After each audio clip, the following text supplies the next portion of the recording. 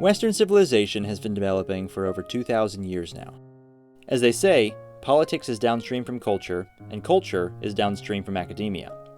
So, understanding the philosophical history of the West can help shed light on where we are and how we got here. Here are the top 20 most influential philosophers in Western history in less than 20 minutes. Number 1. Socrates. While there were some prominent thinkers before Socrates, known as the pre-Socratics, Socrates is generally considered the father of philosophy, and many regard him as the father of Western civilization itself. Socrates was most famous for developing what is called the Socratic method, which involves engaging in a form of cooperative argumentation to draw out ideas and underlying presuppositions. Socrates was most concerned with ethical philosophy, and thought that wisdom was the highest virtue. Two quotes that best describe him are, "The unexamined life is not worth living," and "I know that I know nothing." Socrates was skeptical of the Greek gods and conceived of the soul as distinct from the body. He was famously sentenced to death by the rulers of Athens for quote-unquote corrupting the youth with his teachings. Number 2. Plato. Plato was a student of Socrates and is really the reason we know anything about him. Plato recorded many of the philosophical conversations that Socrates had around Athens and compiled them into what are called dialogues, although it's debated how much of these dialogues reflect the historical Socrates versus Plato's own views. Plato is probably best known for his allegory of the cave, a story in which he depicts the physical world as just shadows of the true reality. The true reality is full of what he calls forms, which are essentially instantiations or archetypes of characteristics, such as beauty or justice. Physical objects participate in forms as they become more aligned with them, but are still simply shadows of the true reality. The study of inquiring of reality beyond the physical world became known as metaphysics. Plato also posited the idea of the good, which is the apex form. The good gives being and intelligibility to all other forms. Many see this as laying the groundwork for the West's eventual acceptance of monotheism. Number 3. Aristotle. Aristotle was a student of Plato. I don't know about you, but I feel like every college class I took, whether business or chemistry or philosophy, all started out the same way, with the professor explaining how Aristotle invented that subject. Aristotle was truly a Renaissance man, which is really saying something because he lived 1700 years before the Renaissance. Aristotle was much less theoretical than Plato. He took a more practical approach and contributed to numerous fields including politics, biology, physics, and psychology. Some of his most significant philosophical contributions were in logic, where he fleshed out formal rules, and ethics, where he proposed an ultimate end goal of happiness. He also had prominent contributions to metaphysics. Aristotle developed the idea of substance, which is what things fundamentally are, versus accidents, which are properties of substances. For example, your substance is a human being, but you have many accidents, such as your height and weight. Aristotle's most famous student was Alexander the Great. Number 4. Augustine of Hippo. Most Christians would probably agree that Augustine of Hippo was the most important thinker in Christian history outside of the apostles. Augustine was an ancient Roman who helped bring the ideas of ancient Greece into Christianity, specifically those of Plato. Augustine identified God with Plato's concept of the good, and many ideas within Christianity today are a result of Augustine baptizing Plato's work. These ideas include God as a transcendent being beyond all categories, divine revelation as necessary for knowledge, and our soul's need for purification. Augustine also had many other important contributions within Christianity, such as the ideas of original sin and evil as a privation. Number 5. Thomas Aquinas. Thomas Aquinas was an Italian priest who, much like Augustine before him, helped pull Greek philosophy into Christianity. However, while Augustine focused on the ideas of Plato, Aquinas focused on Aristotle. One particularly noticeable area is his defense of transubstantiation by using Aristotle's conception of substance and accidents. Aquinas was a proponent of natural theology, the idea that non-religious pursuits like science and philosophy can lead us to God. He showed that philosophy and theology work together to understand God as ultimate reality, thus reconciling faith with reason. It's funny how 800 years later, we're still wrestling with that same problem today. Aquinas also wrote the Summa Theologica, which is considered by many to be the most prolific work in Christian theology. Number 6. René Descartes. René Descartes was a French scientist and mathematician. He was a pivotal figure and is consequently known as the father of modern philosophy. Descartes introduced a type of methodological doubt into philosophy. This approach questioned all beliefs, no matter how certain they seemed, in order to reach a truth that was undoubtable. This was a significant departure from earlier philosophical approaches, which were often much more speculative and based on received wisdom from the ancient Greeks or religious doctrine. You probably know him as the guy who said, "I think, therefore I am." This represents Descartes' most famous undoubtable truth. Doubting your own existence proves your existence, so no one can reasonably doubt they exist. Descartes also developed the idea that your mind is distinct from your body, and he helped make philosophy much more systematic and analytical, like math. Number 7. John Locke. John Locke, a British philosopher, was one of the earliest and most important figures associated with the Enlightenment. His main contribution was shifting political thought away from rationalism and towards what you can experience with your five senses, a method known as empiricism. Today, we see influences of empiricism in people who say things like, "I only believe what science tells me." Locke was also immensely important in political philosophy.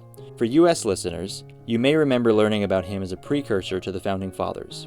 He developed the idea of natural rights, like life, liberty, and property, and the idea that government legitimacy comes from the consent of the governed.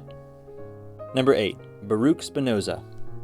Baruch Spinoza was a Dutch philosopher who pulled Eastern ideas into the West. He claimed that there was only one substance in the universe, and that substance was what he called God. Spinoza also influenced moral philosophy by proposing that moral behavior isn't about adhering to external commandments, but understanding the natural order and one's place within it. Spinoza was also notable for his advocacy of the separation of church and state. Number 9. Gottfried Wilhelm Leibniz. Gottfried Wilhelm Leibniz, much like Aristotle, was a Renaissance man who lived in the Holy Roman Empire, in what is today Germany. He was one of the most prolific intellectuals in history, contributing to philosophy, math, science, law, politics, history, and theology. Leibniz was critical of empiricism and argued that reason was more important than observation. His theory that we live in the best possible world led to significant debates on the problem of evil and the nature of God. Additionally, Leibniz thought that each basic unit of reality reflects the universe from its unique perspective, and in his free time, he invented calculus. Number 10. David Hume. David Hume was a Scottish philosopher and key figure in British empiricism, arguing that all knowledge comes from sensory experience. Hume brought a significant skeptical approach to philosophy, questioning even the concept of causality, suggesting that what we call cause and effect is merely seeing one event regularly follow another. We can't know whether there's necessarily a connection between the two events. Hume critiqued traditional arguments for the existence of God, particularly the design argument, and argued that belief in miracles isn't justified. Number 11. Jean-Jacques Rousseau. Jean-Jacques Rousseau was a Genevan writer and composer. His ideas that legitimate political authority comes from the general will of the people, and that true freedom comes from obedience to laws that you yourself helped craft, played a major role in the French Revolution. Rousseau contributed to educational philosophy, advocating for moral formation in education and focusing on learning through experience rather than rote memorization or formal instruction. He also controversially proposed a form of civil religion, which would be based on moral teachings rather than specific doctrines, to foster social cohesion. Number 12. Immanuel Kant. Immanuel Kant was born in present-day Russia and essentially never traveled outside his birth city. Kant's most famous work, titled Critique of Pure Reason, sought to resolve the conflict between empiricism and rationalism. He demonstrated that we have built-in, rational ways of organizing what we see and feel, which means knowledge can't just be from experience. However, he also emphasized that our knowledge starts with sensory data. Without it, we wouldn't have anything to think about. In this way, he showed that both experience and rationalization are important for knowing. Kant was also significant in moral philosophy, developing the idea of the categorical imperative. Essentially, in order to find out if an action is morally justified, ask yourself, what if everyone did this? If that would lead to bad outcomes, then it probably isn't the right choice for you to make in that situation. Number 13. George Wilhelm Friedrich Hegel. George Wilhelm Friedrich Hegel was a German philosopher who conceptualized reality as an expression of an all-encompassing absolute spirit, and history as an unfolding of that spirit. He argued that history advances via a three-step process: an initial idea, a reaction against that idea, and then a resolution that synthesizes both into another initial idea where the cycle repeats itself. He also argued that the state is the avenue towards an ethical life and how individuals attain freedom. Although for Hegel, freedom was found not in personal liberty, but through participation in societal institutions. Hegel was a central figure in German idealism, influencing people like Karl Marx and Friedrich Nietzsche. Number 14. Arthur Schopenhauer. Arthur Schopenhauer was a German philosopher known for his pessimistic philosophy. Schopenhauer viewed life as inherently suffering. He believed that human desires lead to pain and that satisfaction is only temporary, leading to new desires. The only escape from this cycle, according to Schopenhauer, is through the denial of the will, often through art and beauty. This leads to a kind of nirvana. Schopenhauer was critical of Kant for overemphasizing reason while neglecting the role of the will in human life. In fact, he conceived of ultimate reality as an irrational will, and the world around us as just a representation. Number 15. John Stuart Mill. John Stuart Mill was a British historian that advocated for a utilitarian moral philosophy. In other words, actions were right if they promote happiness and wrong if they reduce happiness. Mill was also a big proponent of personal liberty. He believed that the only way someone can be morally justified in exercising power over another is by preventing direct harm to others. Mill was an ardent supporter of free speech and was one of the earliest to argue systematically for women's suffrage and equal treatment within society. Number 16. Søren Kierkegaard. Søren Kierkegaard was a Danish philosopher and theologian. He is widely regarded as the father of existentialism, a stance that emphasizes the importance of subjective experience over objective truth.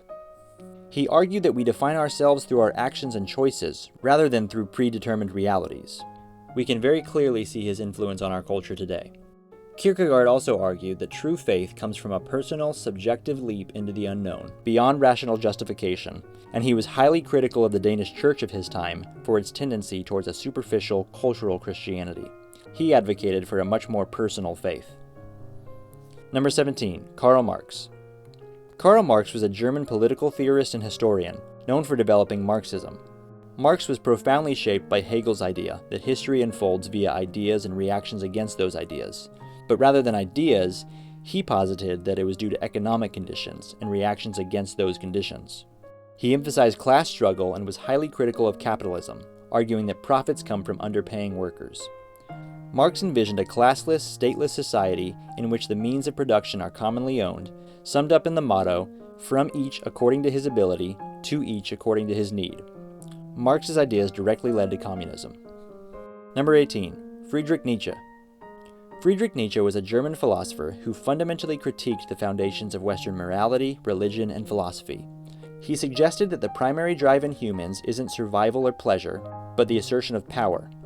He criticized Christianity for having a slave morality, which praises virtues like humility and kindness, rather than a master morality, which advocates virtues like strength and courage. He famously pronounced the death of God, referencing the decline of religious belief and the void this left in meaning and values. Nietzsche also introduced the concept of the Übermensch, advocating for the creation of personal virtues through strength and creativity. His idea that there are no facts, only interpretations, directly challenges the Enlightenment's emphasis on objective truth and reason, which significantly influenced postmodernism. Number 19. Ludwig Wittgenstein. Ludwig Wittgenstein was an Austrian-British philosopher who influenced philosophy of language and mind. His early ideas argued that language works like a picture by showing us the world in a logical way.